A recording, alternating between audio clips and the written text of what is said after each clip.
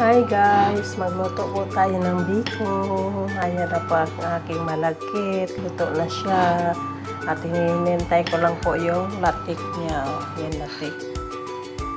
Yan.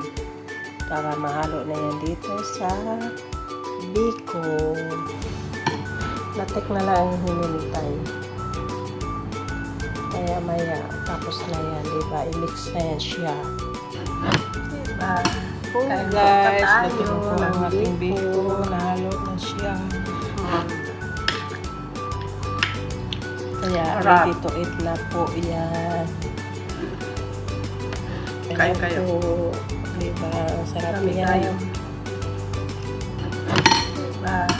Kain po ka tayo ng biko.